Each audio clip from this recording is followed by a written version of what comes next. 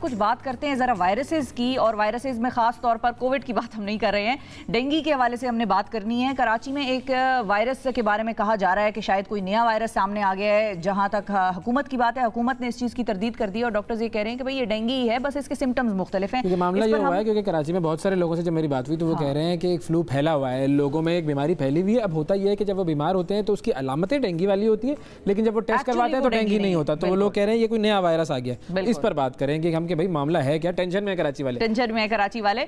Doctor साहब से हम बात करेंगे और उनसे पूछेंगे कि भाई अलामतें किस तरह तब्दील होती हैं, क्योंकि हमने ये भी देखा कि कोविड की भी जो है ओवर म्यूटेशन हो जाती है और मुख्तलिफ जो वेरिएंट्स वायरस के आते हैं सामने, तो उसमें सिम्टम्स भी थोड़े से फर्क हो जाते हैं। कुछ लोग ये कह रहे हैं कि जिस तरह से आपने वैक्सीन लगवा ली हैं तो वैक्सीन के बाद भी आपको कोविड तो हो जाता है, लेकिन उसकी अलामतें उतनी शदीद नहीं रहती हैं, उसमें शिद्दत कम हो जाती है। तो ये भी हम बात करेंगे कि क्या डेंगू भी ओवर द ईयर्स चेंज हो सकता है। ये जो वायरस है इस वक्त जो फैला हुआ है डेंगू वाला, उससे मुमासलत रखता हुआ ये बुखार जो है, अब इसमें क्या होता है, ये एक तो ये हो रहा है हर उम्र के लोगों को, बच्चों को भी हो रहा है, जो मतलब बहुत छोटे बच्चे होते हैं, जो स्कूल गोइंग किड्स हैं, उनको भी हो रहा है, बड़ों को भी हो रहा है। अच्छा, सिम्टम्स उसके वैसे ही है, प्लेटलेट्स कम होना इसके अंदर भी हो रहा है, लेकिन जो प्लेटलेट्स कम होता है तो जब आप जाकर टेस्ट करवाते हैं डेंगू का तो उसमें डेंगू नहीं आता है। तो इस वजह से लोग कहते हैं भाई ये कुछ गड़बड़ है, लेकिन असल मामला जो है वो क्या है, हम डॉक्टर साकिब अंसारी साहब से पूछते हैं। अस्सलाम वालेकुम डॉक्टर साहब। जी वालेकुम अस्सलाम, आपको आवाज आ रही है मेरी? जी डॉक्टर साहब, हमें आपकी आवाज आ रही है। सर ये बताइए ये क्या मामला है, ये कौन सा नया एक वायरस, लोग जिसके बारे में कह रहे हैं कि ये नया वायरस कोई आ गया है, तो क्या वाकई कोई नया वायरस है या मामला कुछ और है? अच्छा देखें, एक बात तो मैं जिम्मेदारी के साथ कह सकता हूँ कि कोई नया वायरस नहीं है, क्योंकि इस बीमारी का ये बिहेवियर और इस बीमारी में टेस्ट का नेगेटिव होना और प्लेटलेट का नीचे जाना, ये हम 2008 से ऑब्जर्व कर रहे हैं जब पहली बार डेंगू पाकिस्तान में आया। तो हरगिज मैं तो इसको लिवर फंक्शन एबनॉर्मल होना, देखिए एक मखसूस तरीका है डेंगू इन्फेक्शन का कि अगर किसी को इतवार के रोज बुखार आया है तो ये जुमेरात या जुमे को उतरेगा। अच्छा, जुमेरात या जुमे तक प्लेटलेट संभले रहेंगे, नहीं गिरेंगे इतनी तेजी से, मगर डे 5 के ऊपर प्लेटलेट गिरना शुरू होते हैं, डे 6 के ऊपर 7, 8 तक नीचे जाते हैं, और मोस्टली पेशेंट्स के डे 9 से प्लेटलेट ऊपर आना शुरू हो जाते हैं। और एग्जैक्टली हम ये महसूस करते हैं आज से नहीं 2008 से, हर 10 में से एक केस ऐसा होता है कि जिसका टेस्ट तो नेगेटिव आ रहा होता है मगर उसका बिहेवियर एग्जैक्टली यही होता है। तो और इसके अलावा कौन से सिम्टम्स होते हैं डॉक्टर साहब जो डेंगू और इस फ्लू में दोनों मुमासलत रखते हैं? जी देखिए, नहीं हम तो इसको डेंगू ही कहेंगे। मैं अच्छा, डेंगू कहेंगे, ठीक कह रहा हूँ कि मैं अपनी अदना सी जानकारी में, मतलब मैं बिल्कुल इस बात का दावा नहीं करता कि जो मैं कह रहा हूँ शायद वही दुरुस्त हो, मगर 2008 से अब तक के हमारे डॉक्टर्स कम्युनिटी का और इन्फेक्शियस डिजीज के डॉक्टर्स का और हमारे डॉक्टर्स जो मैनेज कर रहे हैं, हमारा ज्यादा खदशा इस बात के ऊपर है कि जो किड्स हैं उनमें कुछ एंटीजेंस नहीं होते जिनको पिक कर सके। पॉइंट नंबर 1, आप लोगों ने इस वक्त बहुत अच्छी मिसाल दी और मुझे ये अंदाजा करके बड़ी खुशी हो रही है कि हमारा मीडिया के जो लोग हैं वो डेंगू ने, कोरोना ने उनको अच्छा खासा डॉक्टर की तरह से अवेयर कर दिया। जी सर। आपको याद है कि कोरोना में भी हमारा 5-10% नेगेटिव आता था, जबकि क्लिनिकली बिल्कुल कोरोना होता था।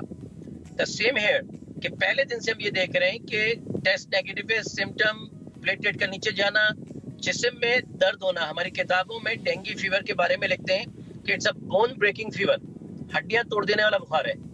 आपका पेशेंट आपको आके एक बात ये कहता है कि डॉक्टर साहब ऐसा दर्द तो मुझे कभी जिंदगी में नहीं हुआ, हड्डियों में इतनी तकलीफ तो हमको पहले कभी भी नहीं।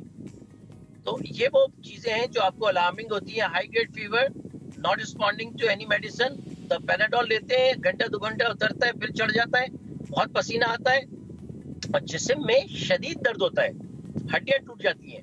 ये वो मखसूस सिम्टम्स हैं जो डेंगू के हैं। अब आप अगर चलें, आप मोहतात होते हुए हमारी मेडिकल प्रैक्टिस में कभी भी किसी भी बात को ये नहीं कहा जाता कि 100% यही बात है। हम अगर गुंजाइश देंगे भी कि अगर चलें, नहीं है तो आज से नहीं, we are living in oceans of viruses. हम बोन मैरो ट्रांसप्लांट करते हैं, हम ब्लड डिजीज के पेशेंट्स को ट्रीट करते हैं, तो हमारे मोस्टली पेशेंट सीएमवी पॉजिटिव होते हैं। हमारे 99% पेशेंट सीएमवी पॉजिटिव हैं, यूरोप में 10% भी नहीं है साइटोमेगालोवायरस पॉजिटिव। एक और वायरस है साइटोमेगालोवायरस, कि हमें बचपन में ये सारे वायरसेस हो चुके हैं। अच्छा। हमें से अक्सर लोगों को पीलिया बचपन में हो जाता है।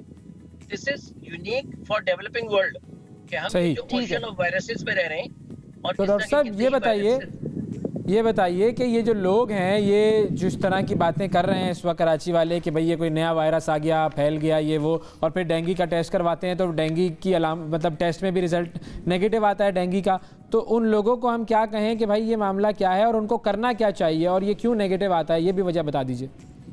दुरुस्त, देखिए बहुत सादा सी बात है कि प्यारे भाई, ये डेंगू वायरस है मोस्ट लाइकली, नहीं तो डेंगू की तरह का कोई वायरस है।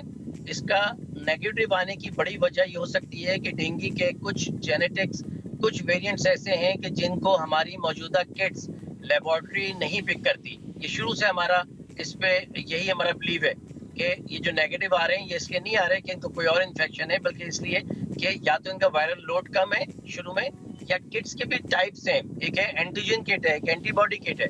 तो एंटीबॉडी पिक हो रही है तो एंटीजन नहीं हो रही। अच्छा, ऐसा भी वो मेरे इस दलील के अगेंस्ट में शायद कुछ डॉक्टर हजरात ये भी कहेंगे नहीं जी हमने तो एंटीजन भी कराया, एंटीबॉडी भी कराया, पीसीआर भी कराया। ठीक है, फिर भी मैं कहूंगा कि टेस्टों की अब पीसीआर की आप कोविड में नहीं करते थे।